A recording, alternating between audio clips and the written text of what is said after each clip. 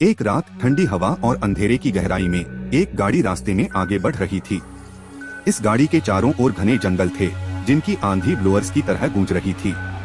अचानक गाड़ी का पंखा खराब हो गया। जंगल में डरावनी चीखें सुनाई देने लगीं और फिर गाड़ी का इंजन भी बंद हो गया। गाड़ी के पास रहने वाले लोग चिंतित हो गए।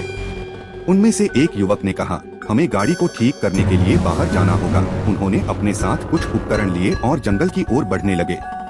जंगल के घने पेड़ों के बीच चलते हुए उन्हें एक अजीब सी चीख सुनाई दी।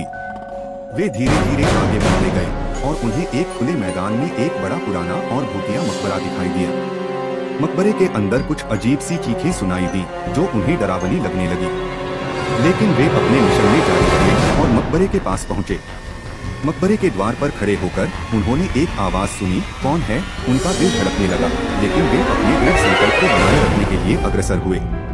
उन्होंने मकबरे के अंदर की ओर बढ़ते हुए वे अचानक एक अजीब सी छवि देखते हैं। मकबरे के मध्य में एक पुराना कब्रिस्तान था, जिसमें विभिन्न रोटियां और रक्त की बूंदें थीं। वे उस कब्रिस्तान के पास जाते हैं और वहां उन्हें एक पुरानी किताब दिखाई देती है।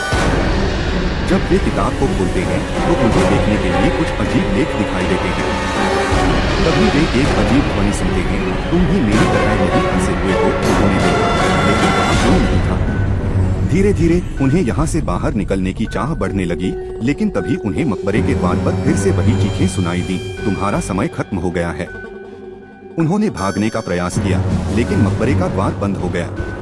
वे आत्मविश्वास खो बैठे और मकबरे के अंदर गिर गए और उन्हें कोई नहीं देखा गया। जंगल की गहराई से वहाँ सुनाई देने वाली चीखें ही उनका अंत कर देती हैं।